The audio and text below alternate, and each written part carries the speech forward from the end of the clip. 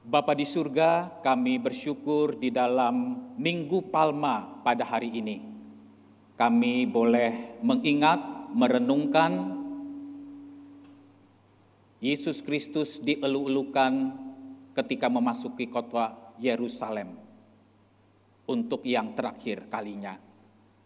Menjelang Yesus Kristus menderita, disiksa, diadili, mati, dan bangkit dari antara orang mati. Kami sungguh rindu ya Tuhan setiap kali kami datang beribadah ke rumah Tuhan seperti ini. Kami datang bukan sekedar sebuah kewajiban, kami datang bukan sekedar sebuah rutinitas belaka, tapi betul-betul kami datang dengan hati yang lapar, yang haus akan Tuhan dan firman. Sehingga sungguh-sungguh ya Tuhan kami selalu mendambakan dan merindukan adanya perjumpaan secara rohani dengan Tuhan yang mengubahkan, yang membaharui hidup kami, makin hari makin bertumbuh menjadi manusia yang Tuhan inginkan. Pada saat ini ya Tuhan kami ingin bersama-sama membaca dan merenungkan akan sebagian dari kebenaran firman-Mu. Biarlah ya Tuhan, jadikan hati kami boleh menjadi tanah yang baik ketika ditaburi oleh benih kebenaran firman-Mu. Dan mampukan kami dengan pertolongan Roh Kudus, bukan saja sebagai pendengar-pendengar firman yang setia, tetapi terlebih lagi sebagai pelaku-pelaku sabda Allah di dalam kehidupan kami sehari-hari. Bersabdalah ya Tuhan kepada kami, sebab kami umat-Mu siap untuk mendengar. Demi nama Yesus Kristus Tuhan kami bersyukur dan berdoa. Amin. Jemaat dipersilakan duduk kembali. Salam sejahtera di dalam kasih Yesus Kristus bagi kita semua. Nah, Bapak Ibu saudara-saudara yang terkasih di dalam Tuhan, sebelum saya ingin mengajak kita merenungkan sebagian dari kebenaran firman Tuhan pada perayaan Minggu Palma pada hari ini, saudara, ada peribahasa yang mengatakan tak kenal maka tak sayang. Nah, kita juga saudara tidak akan bisa sayang atau menghormati hari-hari raya gerejawi kalau kita sebagai orang Kristen tidak betul-betul mengenal, tidak betul-betul mengerti, memahami dan memahami makna daripada setiap perayaan-perayaan gerejawi yang kita hadiri. Nah, Bapak Ibu saudara-saudara yang dikasihi oleh Tuhan, di dalam dekorasi Paskah kita saudara tahun ini, di sini ada 5 buah gambar yang sebenarnya setiap gambar ini mewakili akan perayaan-perayaan keagamaan tertentu yang perlu kita ingat dan renungkan baik-baik. Nah, jadi saudara-saudara yang terkasih di dalam Tuhan, di pojok sana saudara itu menggambarkan simbol tentang abu saudara, yang peristiwanya sudah kita rayakan bersama-sama pada Rabu Abu 22 Februari yang lalu. Rabu Abu itu apa saudara? Yaitu sebuah hari di mana masa Prapaskah itu dimulai. Masa Prapaskah adalah masa 40 hari sebelum Paskah, tidak dihitung hari Minggu. Karena di dalam tradisi iman Kristen, hari Minggu itu adalah hari kemenangan atau juga sering disebut dengan hari Tuhan. Nah, jadi melalui Rabu Abu yang di dalam kalender gerejawi jatuh 22 Februari saudara, kita menyadari kerapuhan dan keberdosaan kita. Sehebat-hebatnya kita, sekaya-kayanya kita, sepintar-pintarnya kita, kelak saudara kita ini semua adalah dari debu dan akan kembali menjadi debu. Lalu yang kedua saudara, gambar daun ini itu adalah merupakan perayaan Minggu Palma yang kita rayakan hari ini. Ya, Minggu Palma mengingatkan ketika Yesus dielu-elukan ketika memasuki kota Yerusalem dengan daun palma yang dilambai-lambaikan oleh banyak orang saudara. Dan ini adalah terakhir kalinya Yesus masuk ke kota suci Yerusalem sebelum akhirnya dia ditangkap, diadili, mati dan bangkit dari antara orang mati. Nah, kemudian saudara, gambar yang ketiga itu adalah menggambarkan tentang perayaan keagamaan yang disebut dengan Kamis Putih. Ya, Kamis Putih itu berarti kita mengingat satu hari sebelum Yesus disalibkan.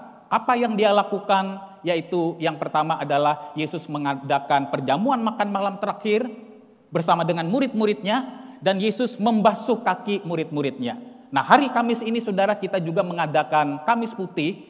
Nah, tetapi saudara kita tidak membasuh kaki dengan menggunakan baskom berisi air saudara, tetapi kita modifikasi dengan menggunakan tisu basah. Nah, apa yang ingin ditekankan saudara dari tindakan pembasuhan kaki? Ketika saudara melakukan tindakan pembasuhan kaki, maka saudara sedang berdoa, sedang berkomitmen di hadapan Tuhan. Sama seperti Kristus datang ke dalam dunia ini, bukan untuk dilayani, tetapi untuk melayani. Maka saya pun ingin melakukan hal yang sama, bahwa hidup saya adalah hidup yang fokusnya bukan untuk dilayani, tetapi melayani dan memberi diri untuk banyak orang. Nah, saudara-saudara, di dalam Kamis Putih ini kami menghimbau saudara-saudara untuk datang. Kalau saudara-saudara misalnya datang di dalam bersama-sama dengan keluarga, suami atau istri, ya, dengan anak-anak bisa saling membasuh kaki saudara dengan tisu yang sudah kami sediakan, tisu basah, atau saudara juga bisa membasuh kaki dari jemaat yang hadir pada saat itu yang mungkin saudara tidak terlalu kenal, tetapi tindakan pembasuhan kaki itu merupakan sebuah ekspresi kerendahan hati, jiwa kehambaan, dan juga fokus untuk kita melayani orang lain dan bukan untuk dilayani. Lalu saudara, ini gambar yang keempat adalah Jumat Agung. Dan yang kelima adalah kubur kosong, bicara tentang Kristus yang bangkit dari antara orang mati. Nah, sayangnya saudara, selama ini gereja, ya mungkin juga kegagalan dari hamba-hamba Tuhan saudara, yang hanya memfokuskan untuk jemaat itu melihat kepada Jumat Agung dan Paskah. Ya, padahal ada banyak peristiwa-peristiwa penting di dalam kalender gerejawi yang mengarahkan kita kepada pribadi Kristus dan karya Kristus. Dan kita harus ingat saudara, ketika kita merayakan Rabu Abu, ketika kita merayakan Minggu Palma, jangan dipikir itu adalah tradisi Katolik. Ini adalah sebuah tradisi yang sudah dilakukan oleh orang-orang Kristen awal sejak abad kedua, abad ketiga. Sebelum terjadi pemisahan antara Protestan dan Katolik, maka gereja mula-mula sudah melakukan hal ini untuk mengarahkan, untuk memfasilitasi supaya pikiran dan hati umat terkoneksi dengan pribadi dan karya Kristus.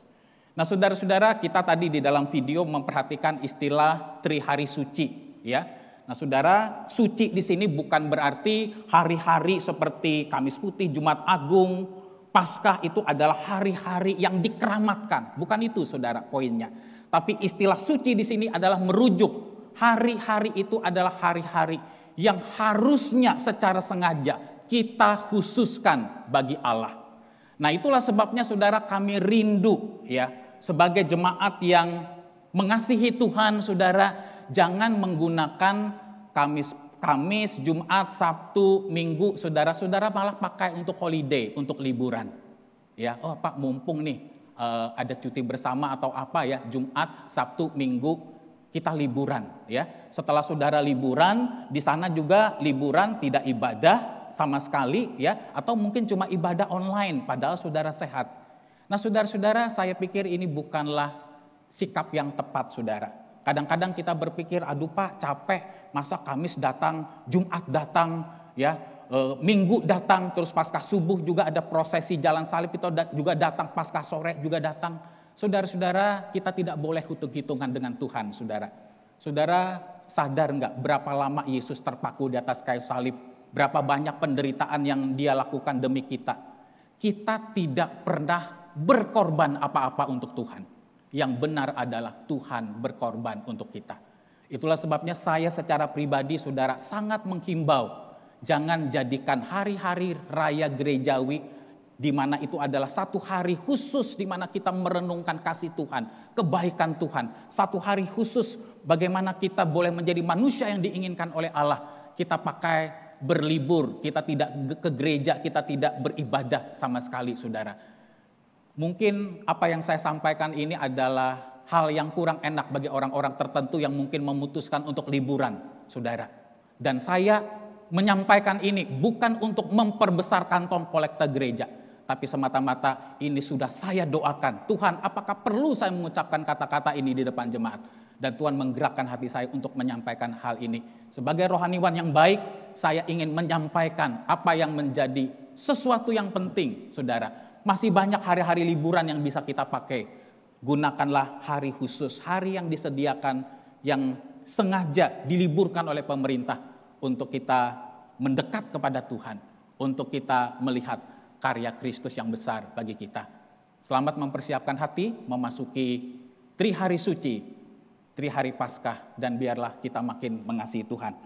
Mari saudara kita membuka satu bagian firman Tuhan dari Injil Markus pasal yang ke-11. Injil Markus pasal yang ke-11 saudara, ayat 1 sampai dengan yang ke-11. Saya akan bacakan bagian ini bagi kita semua.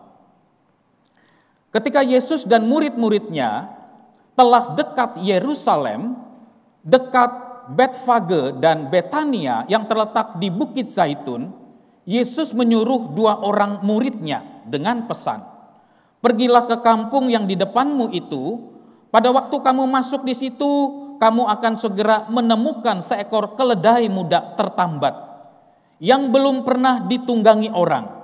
Lepaskanlah keledai itu dan bawalah kemari. Dan jika ada orang mengatakan kepadamu, 'Mengapa kamu lakukan itu?' Jawablah, 'Tuhan memerlukannya.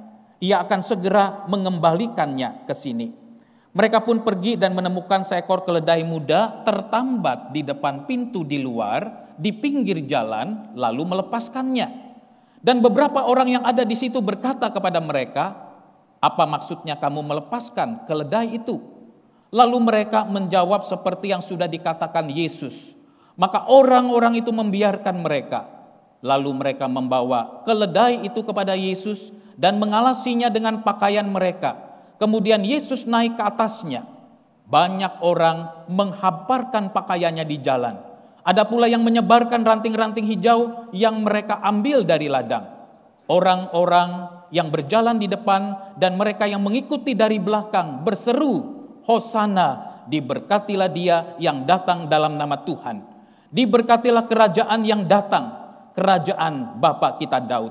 Hosana di tempat yang maha tinggi.' Sesampainya di Yerusalem, ia masuk ke bait Allah. Di sana ia meninjau semuanya. Tetapi sebab hari sudah hampir malam, ia keluar ke Betania bersama dengan ke-12 muridnya." Nah, Bapak Ibu saudara-saudara yang dikasihi oleh Tuhan, Henry Nouwen, seorang pastor, teolog, dosen, dan guru besar yang sangat dihormati saudara. Dia adalah orang yang sangat pintar, dia sering diundang ceramah dan mengajar di berbagai universitas-universitas yang bergengsi kelas dunia. Ya, 2 universitas di mana dia sering mengajar saudara adalah di Yale University dan juga di Harvard University. Nah, Bapak Ibu saudara-saudara yang terkasih di dalam Tuhan, Henry Nouwen saudara, di dalam sepanjang hidupnya dia sudah menulis lebih daripada 40 buku rohani. Dan banyak dari buku-buku itu adalah bestseller. Dan ada beberapa buku saudara yang karena begitu lakunya, begitu bestseller saudara, diterjemahkan kepada lebih dari 30 bahasa. Nah saudara-saudara, kalau kita membaca biografi daripada Henry Nouwen ini saudara, maka dikatakan pada saat Henry Nouwen itu berada di puncak karirnya, di tengah-tengah ketenarannya, di tengah-tengah kesuksesan dan keberhasilannya saudara, dia itu berdoa dan bergumul di hadapan Tuhan. Apakah Tuhan memang memimpin atau menghendaki dia untuk terus berada di dalam jalur karir ini, yaitu menjadi penceramah dan menjadi pengajar dan menjadi guru besar saudara? Ataukah mungkin Tuhan memimpin dia untuk memasuki sebuah tahap baru di dalam kehidupannya? Nah, itulah yang didoakan, yang digumulkan oleh Henry Nouwen di dalam pergumulan pribadinya bersama dengan Tuhan. Nah, yang menarik saudara, di tengah-tengah pergumulannya ini, Henry Nouwen saudara mengambil sebuah keputusan yang mungkin bagi kita sangat aneh. Dia mengambil sebuah keputusan yang sangat tidak populer mungkin pada zaman ini. Yaitu apa saudara? Dia memutuskan untuk pergi melayani anak-anak cacat mental yang berada di Toronto, Kanada, saudara. Nah saudara-saudara, dia bertemu di sana dengan pemilik daripada yayasan ini, Yayasan yang khusus mengasuh anak-anak yang cacat mental, saudara. Pemilik dari yayasan ini berkata kepada Henry Nouwen, Anda itu orang hebat, Anda itu orang populer, Anda itu orang pinter. Kami tidak sanggup menggaji Anda untuk bekerja di tempat ini. Nah lalu saudara, Henry Nouwen menceritakan pergumulan pribadinya dan dia mengatakan, saya bersedia untuk menjadi volunteer, untuk menjadi tenaga sukarelawan yang melayani orang-orang cacat atau anak-anak cacat di tempat ini. Nah singkat cerita saudara, akhirnya pemilik yayasan ini saudara memberikan tugas dan kepercayaan kepada Henry Nouwen untuk merawat seseorang cacat mental yang bernama Adam. Nah Adam ini saudara seorang pemuda yang sebenarnya usianya sudah 25 tahun. Tetapi walaupun dia sudah usianya 25 tahun saudara, tetapi dia itu seperti bayi. Dia tidak bisa melakukan makan dan minum sendiri. Dia tidak bisa pakai pakaian sendiri. Dia tidak bisa mandi sendiri. Di dalam kecacatan mentalnya saudara, bahkan dia tidak kenal siapa dirinya. Dia hanya terus terbaring di kasur, dan kalau dia ingin pergi atau berjalan harus didorong oleh kursi roda saudara. Dia tidak bisa cukur kumisnya, ya, karena orang yang sudah 25 tahun kan pasti ada kumis dan segala macam. Dia buang air kecil juga tidak bisa. Orang ini saudara kelihatannya di mata dunia adalah orang yang tidak berguna sama sekali.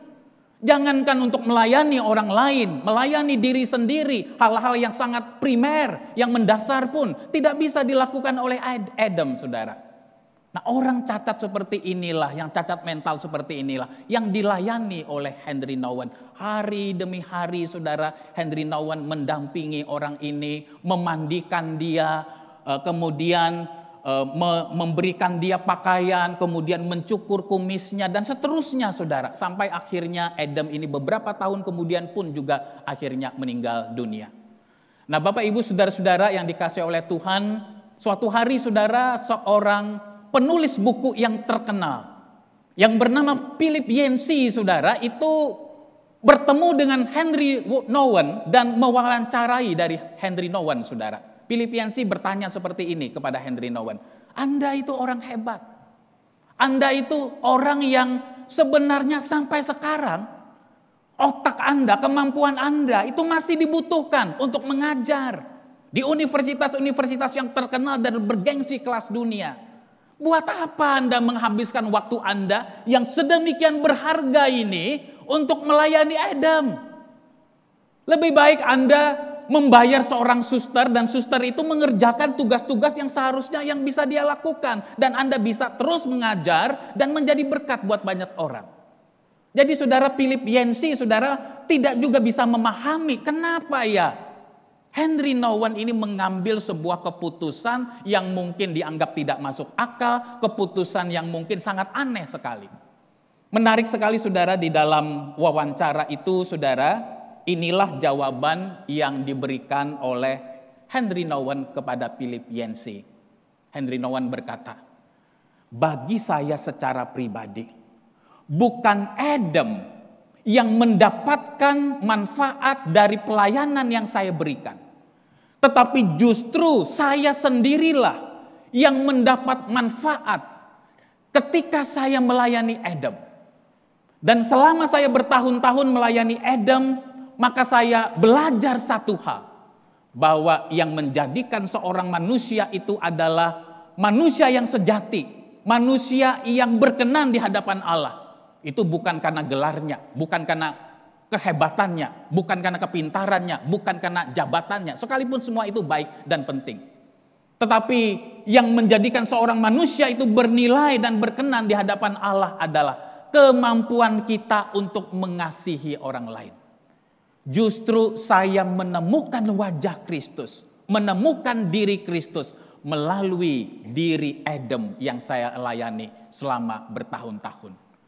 Bapak Ibu saudara-saudara yang terkasih di dalam Tuhan, Philip Yancey saudara begitu terharu, begitu tersentuh saudara mendengar kesaksian dan perkataan dari Henry Nouwen ini. Sampai akhirnya saudara dia menulis satu buku yang menceritakan tentang kerendahan hati daripada Henry Nouwen.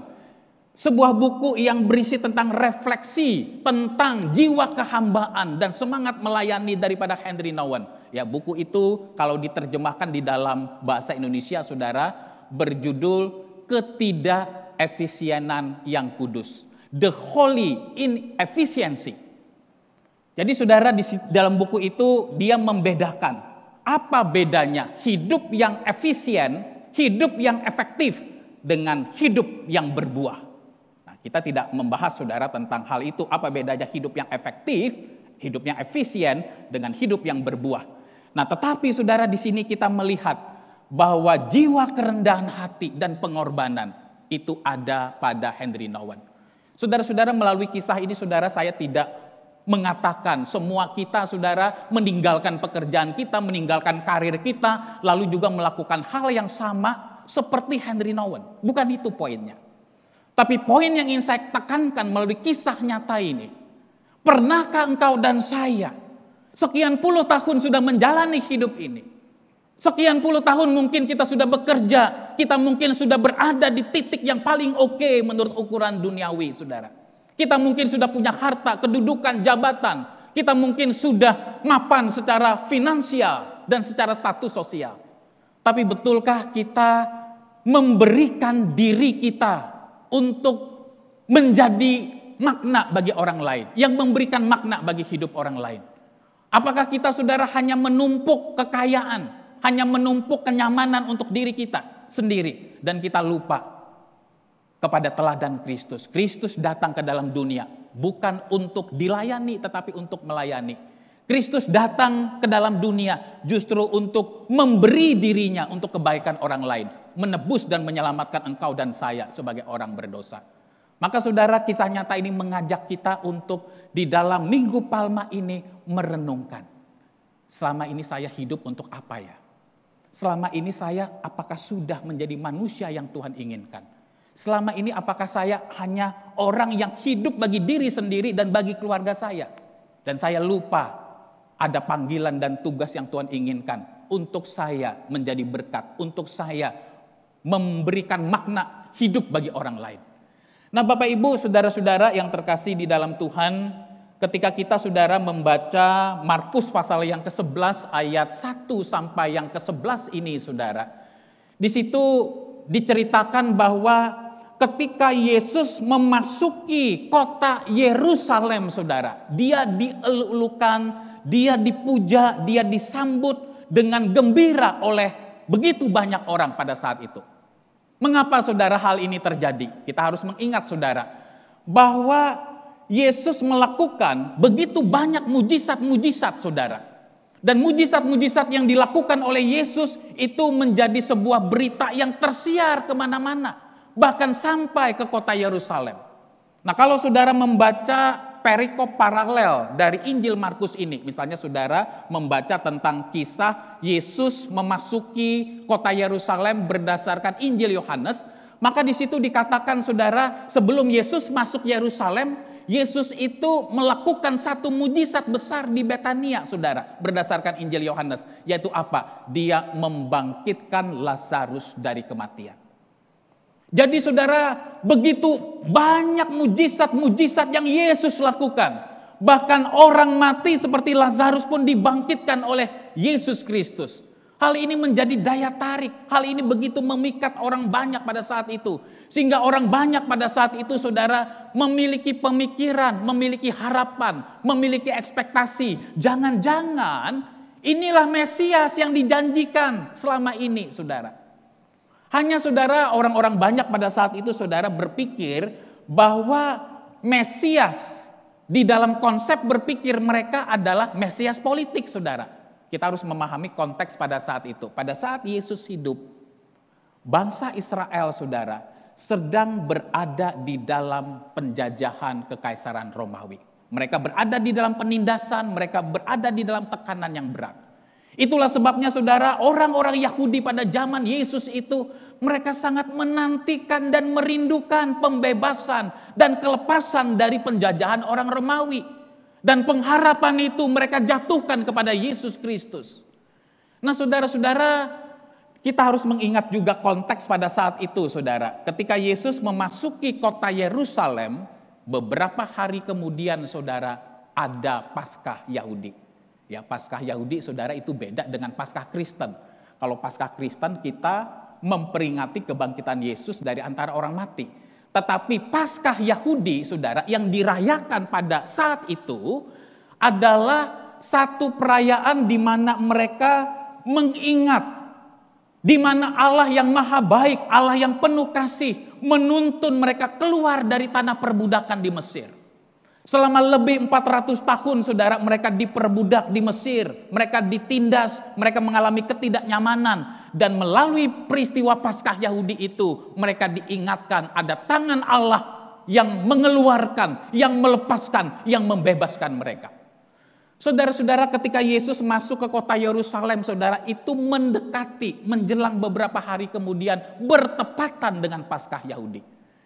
Orang Yahudi, saudara, merayakan beberapa peristiwa keagamaan yang penting. Salah satu di antaranya yang sangat sentral, yang dirayakan orang-orang Yahudi pada masa itu adalah perayaan Paskah. Jadi, saudara bisa membayangkan begitu banyak orang-orang Yahudi berbondong-bondong pergi ke kota Yerusalem. Kenapa? Karena di kota Yerusalem itulah ada bait Allah, tempat mereka merayakan Paskah secara bersama-sama. Bahkan bukan hanya itu saja, saudara. Orang-orang Yahudi yang ada di perantauan, biasanya mereka, saudara, sekali setahun pada saat perayaan Paskah itu mereka akan mudik. Mereka akan pulang kampung. Untuk apa? Supaya mereka bisa merayakan Paskah di bait Allah bersama-sama dengan orang banyak dan juga keluarga mereka. Pada saat itu, saudara, tentu transportasi sangat terbatas, saudara. Tidak ada pesawat, tidak ada kereta api, tidak ada sepeda motor, saudara. Tetapi orang-orang Yahudi yang ada di perantauan, mereka akan menabung, mereka akan memprioritaskan bagaimana caranya saya setiap tahun harus ikut Paskah di bait Allah di Yerusalem. Nah, saudara-saudara, jadi begitu banyak orang-orang pada saat itu yang mengelu-elukan Yesus, saudara. Mereka punya ekspektasi inilah Mesias yang akan membebaskan mereka dari penindasan dan penjajahan Kekaisaran Romawi. Orang-orang banyak pada saat itu juga menganggap, saudara, Yesus itu adalah Nabi Allah. Kenapa? Karena Yesus bisa melakukan mujizat-mujizat yang besar. Beberapa minggu yang lalu, saudara, ketika saya khotbah di tempat ini, saya mengatakan bagi orang Yahudi, mujizat itu adalah sesuatu yang penting. Jika ada seseorang yang mengatakan, saya ini Nabi Allah, jika ada seseorang yang mengatakan, saya ini orang yang diutus dan diurapi oleh Allah, maka orang Yahudi akan bertanya, apa buktinya bahwa engkau Nabi Tuhan? Apa buktinya bahwa engkau adalah utusan Allah sehingga kami harus percaya kepadamu? Maka salah satu yang mengkonfirmasi, yang membuktikan, yang menegaskan bahwa orang itu adalah Nabi atau utusan Allah adalah orang itu di dalam pelayanannya harus disertai dengan mujizat-mujizat. Dan mujizat-mujizat yang dilakukan Yesus itulah yang mengkonfirmasi di dalam diri orang-orang Yahudi pada saat itu bahwa betul Yesus ini bukan sembarang orang, tetapi dia adalah utusan Allah. Bapak, Ibu, saudara-saudara yang terkasih di dalam Tuhan, sayangnya, saudara, ekspektasi mereka tidak sama dengan kenyataan yang sebenarnya. Yesus datang ke dalam dunia ini bukan sebagai Mesias politik yang berusaha untuk membebaskan bangsa Israel dari penjajahan Kekaisaran Romawi. Bukan itu. Tetapi Yesus justru datang ke dalam dunia ini untuk membebaskan umat manusia dari masalah yang terbesar, yaitu dosa yang menceraikan manusia dengan Allah dan sesamanya. Dan itulah yang tidak dipahami dan yang tidak ditangkap oleh orang banyak pada saat itu. Saudara-saudara, ketika orang-orang banyak pada saat itu menyambut Yesus, saudara, mereka melambai-lambaikan daun, mereka menghamparkan ranting-ranting sebagai tanda sukacita dan kegembiraan menyambut Yesus, saudara. Mereka berteriak dengan kata-kata seruan, Hosana, Hosana. Ya, Hosana itu artinya apa, saudara? Banyak orang berpikir, Hosana itu artinya apa? Puji Tuhan. Salah, saudara. Hosana, ku memuji Tuhan. Ya, kan kita ingat lagu itu kan ya. Hosana itu bukan memuji Tuhan, saudara. Ya, saya tidak mengatakan lagu itu salah, tapi poin yang ingin saya katakan, hosana itu bukan artinya kita sedang memuji Tuhan. Istilah kata hosana, saudara, itu berasal dari bahasa Ibrani hosiana. Hosiana, yang secara sederhana, saudara, berarti adalah tolong selamatkan kami. Jadi ketika umat Israel, saudara, orang banyak pada saat itu menyambut Yesus dengan gembira dan berteriak, Hosana, Hosana, diberkatilah dia yang datang dalam nama Tuhan. Itu sebenarnya sebuah doa seruan. Itu sebenarnya sebuah doa permohonan yang di dalam konteks itu mereka ingin mengatakan, tolong kami, selamatkanlah kami. Kami ini sedang berada dalam penindasan. Kami ini sedang berada dalam penjajahan. Kami ini sedang berada di dalam kesulitan yang besar. Pulihkanlah kerajaan ini supaya kerajaan Israel ini boleh kembali menjadi kerajaan yang besar seperti dahulu zaman Daud dan Raja Salomo. Itu, saudara, yang mereka rindukan. Bapak, Ibu, saudara-saudara yang terkasih di dalam Tuhan, di sini kita belajar sebuah prinsip yang penting, saudara. Bahwa seringkali kita menggambarkan Allah atau berimajinasi tentang Allah, saudara, tidak sama seperti yang Alkitab katakan. Saudara-saudara, di dalam hidup ini, kita harus menyadari Allah tidak selalu mengabulkan apa yang menjadi harapan dan ekspektasi kita. Kalau engkau dan saya, saudara, ada pada kondisi orang-orang Israel pada saat itu, salah enggak permohonan mereka? Salah enggak ekspektasi mereka? Salah enggak harapan mereka? Mereka susah, mereka menderita, mereka mengalami tekanan oleh karena kerajaan Romawi, saudara. Mereka bukan hanya, saudara, dituntut, orang-orang Yahudi itu kan sangat ketat, saudara, memberikan perpuluhan. Orang-orang Yahudi juga pada saat itu, saudara, bukan hanya ketat dalam memberikan perpuluhan, tetapi juga dia dituntut untuk membayar pajak. Ya, makanya kan pada saat itu kan Yesus pernah dicobai ya oleh seseorang. Ya kan? Apakah kami harus membayar pajak kepada kaisar? Lalu Yesus menunjukkan sebuah gambar, lalu ia mengatakan seperti ini. Apa yang wajib kamu berikan kepada kaisar, berikanlah kepada kaisar. Dan apa yang wajib kamu berikan kepada Allah, itu harus kamu berikan kepada Allah. Saudara-saudara, jadi orang-orang Yahudi yang sangat ketat, saudara, mereka sudah membayar pajak, mereka sudah memberikan persepuluhan, mereka memberikan persembahan-persembahan yang banyak, dan itu sangat besar, saudara, membuat mereka secara ekonomi pun tidak nyaman. Di tengah-tengah situasi seperti inilah mereka berseru, Tuhan tolong selamatkan kami. Itu sebuah permintaan yang sangat masuk akal, saudara. Itu permintaan yang sangat manusiawi menurut saya. Tetapi, saudara, permintaan yang paling masuk akal, permintaan yang paling manusiawi pun belum tentu di dalam kedaulatan Tuhan, Tuhan kabulkan. Bapak, Ibu, saudara-saudara yang dikasihi oleh Tuhan, mungkin kita yang hadir pada saat ini, saudara, ada masa-masa tertentu kita merasa seperti Allah itu terlalu lambat bertindak di dalam hidup kita. Kita sudah berdoa bertahun-tahun kepada Tuhan. Kita sudah pergi ke dokter ke sana sini, saudara, untuk menyembuhkan penyakit kita. Tapi bukannya kondisi kita makin baik, tetapi makin parah. Kita merasa sepertinya Allah tidak sesuai dengan harapan dan ekspektasi kita. Di dalam Minggu Palma, di dalam bagian yang kita baca, kita harus diingatkan, Yesus adalah Tuhan yang berkuasa, yang memiliki otoritas dan berdaulat atas hidup kita. Yesus itu, saudara, bukan babu kita. Yesus itu bukan asisten rumah tangga kita. Engkau dan saya boleh mengutarakan isi hati. Boleh mengutarakan permohonan, kerinduan di hadapan Tuhan. Boleh. Tuhan membuka ruang itu bagi engkau dan saya. Tetapi sekali lagi kita tidak dipanggil untuk memaksa Tuhan, untuk mendikte Tuhan. Harus bekerja dengan waktu, cara, dan keinginan kita. Bapak, Ibu, saudara-saudara yang terkasih di dalam Tuhan, Maria, saudara, Ibu Yesus, ketika malaikat Tuhan datang menjumpai dia, Maria, saudara, berkata kepada malaikat Tuhan, sesungguhnya aku ini adalah hamba Tuhan, jadilah padaku menurut perkataanmu itu. Saudara-saudara, Maria tidak berdebat dengan Tuhan. Maria tidak komplain dengan Tuhan. Maria tidak menggugat Tuhan. Maria mungkin bisa berkata seperti ini, Tuhan, kenapa harus aku yang mengandung bayi Yesus? Aku ini masih perawan. Aku ini belum menikah secara resmi. Dan engkau tahu berdasarkan hukum Yahudi, kalau seseorang hamil di luar nikah, maka ada kemungkinan orang itu akan dihukum, dirajam dengan batu sampai mati. Bagaimana aku bisa menjelaskan kepada orang banyak perubahan yang ada di dalam tubuhku ini? Aku nggak bisa, Tuhan.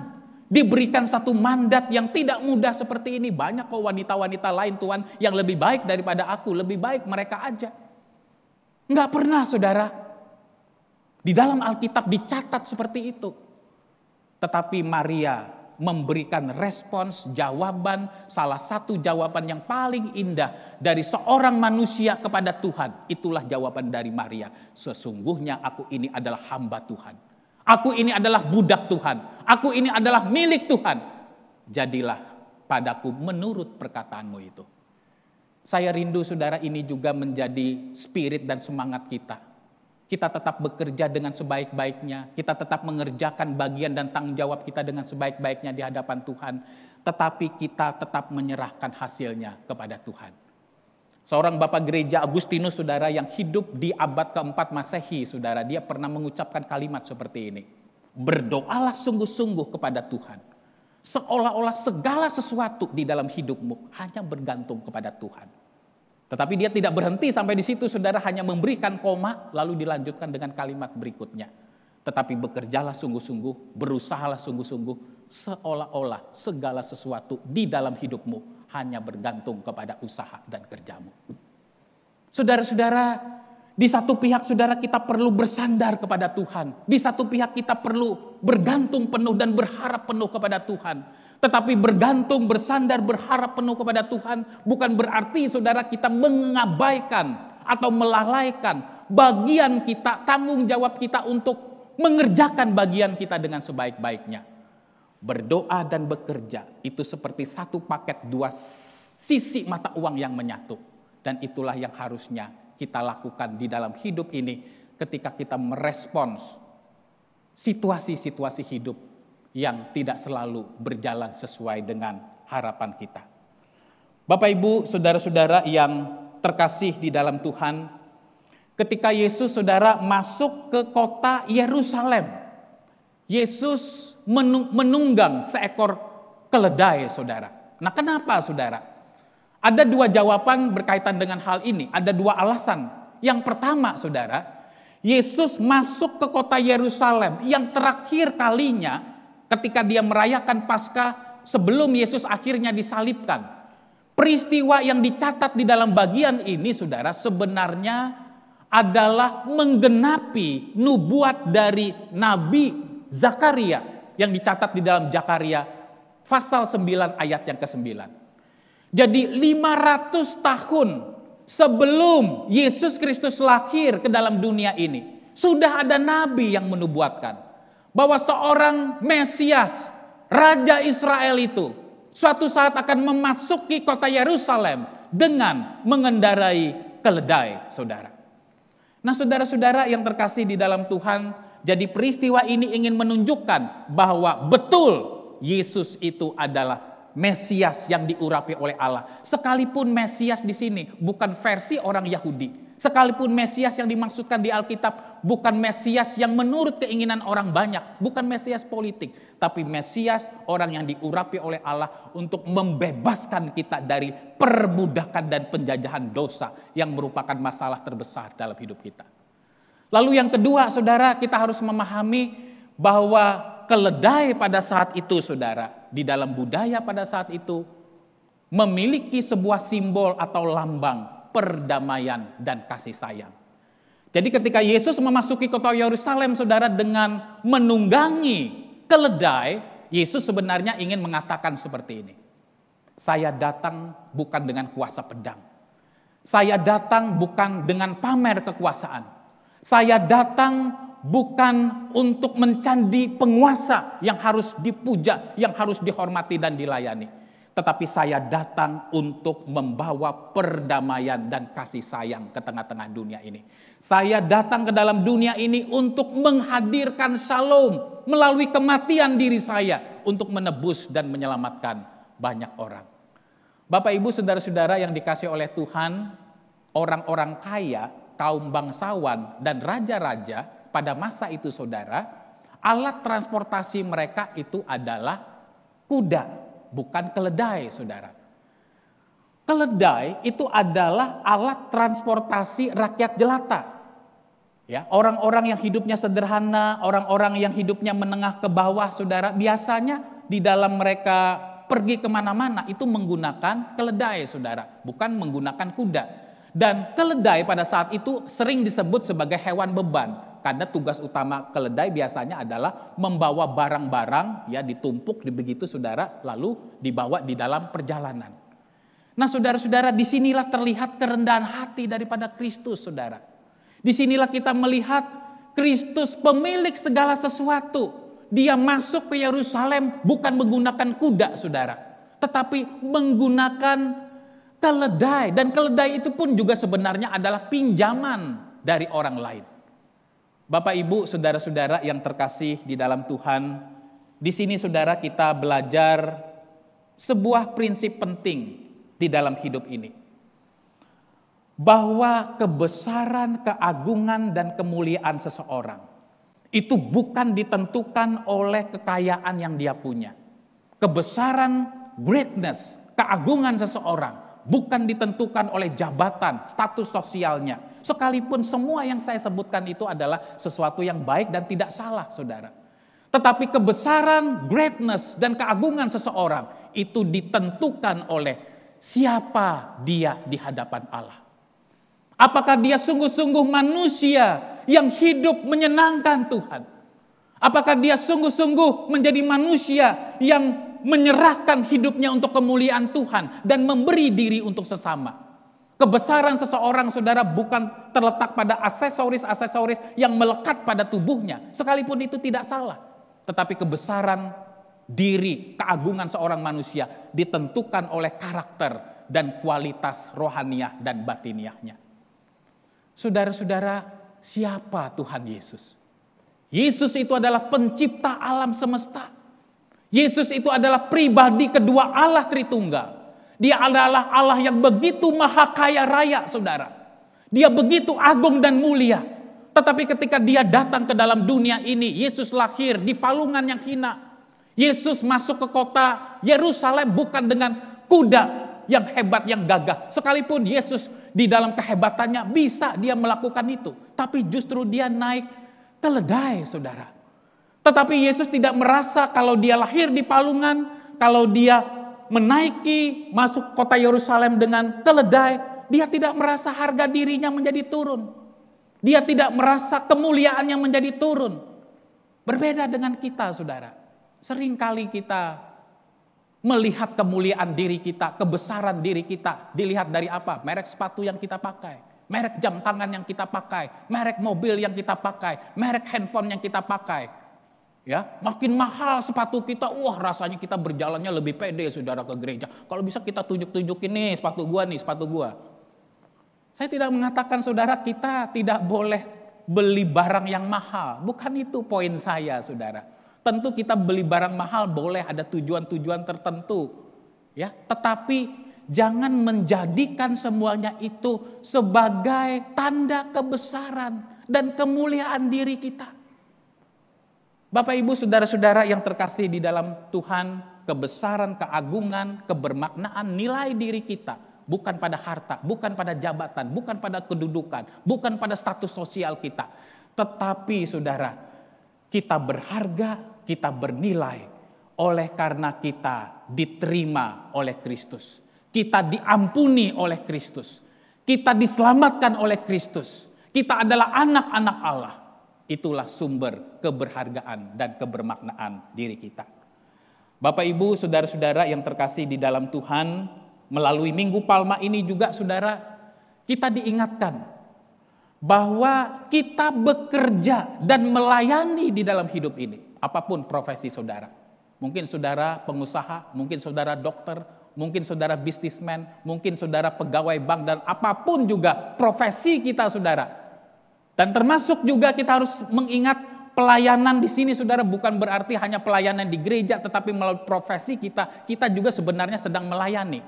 Kita bekerja dan melayani bukan untuk mendapatkan identitas diri kita.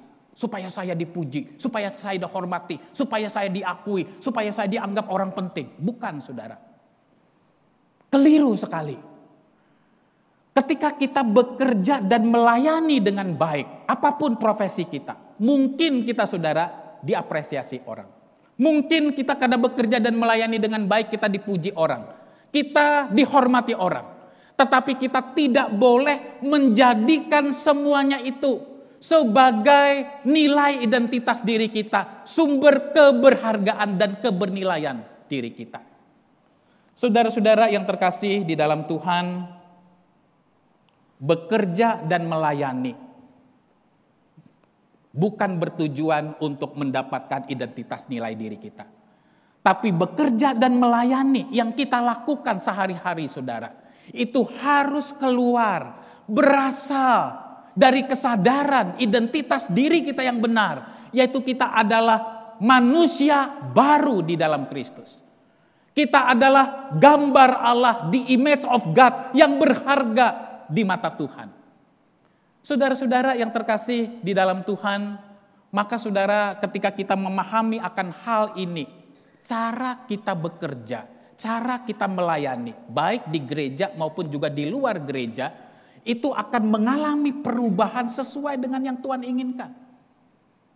Saya ingin memberikan contoh sederhana saudara.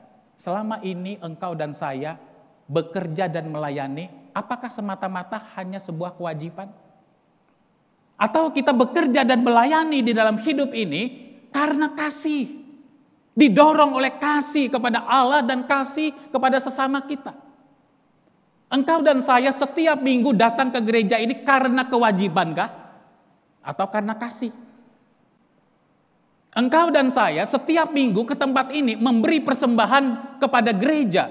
Itu karena kewajiban kah? Atau karena kasih? Kasih kita kepada Tuhan dan kasih kita kepada sesama. Saudara dan saya pergi mengerjakan pekerjaan kita, entah kita sebagai guru, entah kita sebagai karyawan, setiap hari saudara berangkat kerja. Itu semata-mata karena kewajibankah? Atau karena kasih saudara? Saudara-saudara yang terkasih di dalam Tuhan, kalau kita saudara mengerjakan segala sesuatu, baik di dalam pekerjaan maupun pelayanan kita, semata-mata hanya berdasarkan kewajiban. Di mata orang dunia sih kita orang baik saudara. Tetapi kita masih belum memenuhi standar Allah. Karena Allah menginginkan engkau dan saya bekerja dan melayani, termasuk juga beribadah dan memberikan persembahan. Bukan sekedar demi kewajiban, tetapi harus didorong oleh karena kasih kepada Allah dan kasih kepada sesama. Orang yang beribadah saudara hanya karena kewajiban, belum tentu hatinya ada untuk Tuhan. Oh saya datang ibadah minggu, kenapa? Ya nggak enak lah Pak, masa orang Kristen nggak datang ibadah minggu? Ya nggak enak lah Pak sama orang tua saya, sama teman saya, nanti ditanyain kenapa kamu ibadah minggu? Jadi saya datang ke gereja karena apa sih? Sebenarnya bukan karena Tuhan. Bukan karena saya mengasihi Tuhan, bukan karena saya mencari Tuhan, tetapi semata-mata karena kewajiban saya sebagai orang Kristen. Saudara-saudara yang terkasih di dalam Tuhan, ini adalah sesuatu yang perlu kita sadari. Paradigma kita, cara berpikir kita, nilai-nilai hidup yang kita pegang saudara harus berubah ketika kita mengatakan saya adalah murid Kristus. Orang yang mengerjakan segala sesuatu saudara semata-mata hanya berdasarkan kewajiban. Sebenarnya dia hanya melakukan yang paling minimal di dalam hidup ini. Sekalipun di mata dunia dia tetap orang baik. Tetapi orang yang mengerjakan segala sesuatu di dalam hidupnya oleh karena kasih, maka saudara dia akan melakukan do the best, melakukan yang terbaik. Bukan untuk kemuliaan dirinya, tetapi dia do the best untuk melakukan yang terbaik untuk Tuhan. Karena Tuhan sudah memberikan yang terbaik di dalam hidupmu dan hidupku. Saudara-saudara, Tuhan sudah memberikan yang terbaik di dalam hidupmu dan hidupku. Memberikan apa?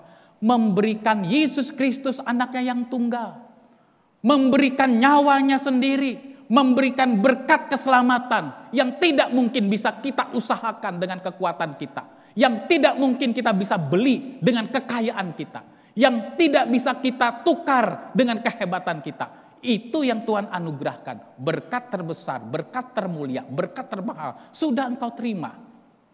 Dan sudah sepatutnya Tuhan mendapatkan yang terbaik di dalam hidup kita. Bapak, Ibu, saudara-saudara yang terkasih di dalam Tuhan, Minggu Palma, saudara, juga adalah sebuah peristiwa keagamaan yang mengingatkan kepada kita bahwa kemenangan Yesus atas kuasa dosa dan maut, saudara, itu bukan dengan cara Yesus memamerkan kekuasaannya. Tetapi Yesus datang ke dalam dunia. Kemenangan itu diperoleh melalui jalan salib, melalui jalan penderitaan, melalui jalan kehambaan. Bapak, Ibu, saudara-saudara yang terkasih di dalam Tuhan, setiap kali saudara kita merayakan Minggu Palma di hari ini, biasanya di dalam tradisi gereja, saudara, ada dua simbol, dua benda yang menjadi sorotan. Yang pertama adalah salib. Salib yang melambangkan penderitaan Yesus Kristus. Salib yang melambangkan kehinaan, tetapi itulah yang dipilih oleh Yesus. Dan yang kedua adalah daun palma, saudara. Nah, daun palma, saudara, di dalam tradisi budaya orang Romawi pada saat itu, daun palma itu melambangkan kemenangan. Jadi saudara, di dalam budaya Romawi pada saat itu, di mana orang-orang Israel hidup, saudara, ketika misalnya ada seorang raja atau panglima perang, saudara, pulang dari perang dan mereka membawa kemenangan, maka biasanya seluruh rakyat, saudara, itu melambai-lambaikan daun palma, menyambut raja mereka, menyambut panglima mereka yang menang di dalam peperangan. Daun palma melambangkan sukacita, melambangkan kegembiraan, melambangkan kemenangan. Saudara-saudara, ketika di dalam Minggu Palma ini kita menyoroti dua simbol ini, ada salib, ada daun palma, maka kita diingatkan melalui simbol ini, di balik salib ada kemenangan, di balik penderitaan ada pengharapan, di balik jalan salib ada kemuliaan yang Tuhan berikan kepada kita. Maka kita harus ingat, saudara, kita hidup di tengah-tengah dunia yang sudah cemar oleh karena dosa. Kadang-kadang, saudara, ada pergumulan-pergumulan yang kita hadapi, belum selesai satu masalah, muncul masalah yang baru. Sehingga saudara, kita kadang-kadang harus menghadapi 2-3 masalah secara bersama-sama sekaligus, saudara. Tetapi saudara, kita diingatkan sekalipun ada pergumulan, ada air mata, ada kesulitan, ada penderitaan. Karena kita hidup di tengah-tengah dunia yang sudah cemar oleh karena dosa ini, saudara. Kita diingatkan ada pengharapan dan ada kemenangan yang Tuhan sediakan bagi kita. Kita adalah orang-orang yang berbahagia, bukan oleh karena kita dibebaskan dari pergumulan-pergumulan hidup ini. Saya berkali-kali di dalam ibadah ini mengatakan, orang Buddha bisa nggak sakit? Bisa. Orang Hindu bisa nggak sakit? Bisa. Orang ateis bisa nggak kanker? Bisa. Orang yang percaya Yesus bisa nggak kanker? Bisa. Semua kita, agama apapun kita, suku apapun kita, apakah kita orang kaya, orang sederhana, atau orang miskin, apapun status sosial kita, kita bisa mengalami penderitaan, kita bisa mengalami sakit penyakit di dalam dunia ini. Lalu apa yang membedakan kita dengan orang-orang yang belum percaya Kristus? Perbedaannya adalah bagaimana kita memaknai kesulitan, memaknai penderitaan yang Tuhan izinkan terjadi dalam hidup kita. Maka kita diingatkan di dalam Minggu Palma ini, di balik salib ada kemenangan, di balik penderitaan ada kemuliaan. Tiada mahkota tanpa salib, Kristus yang menderita pasti menang. Tuhan menyertai kita, mari kita berdoa.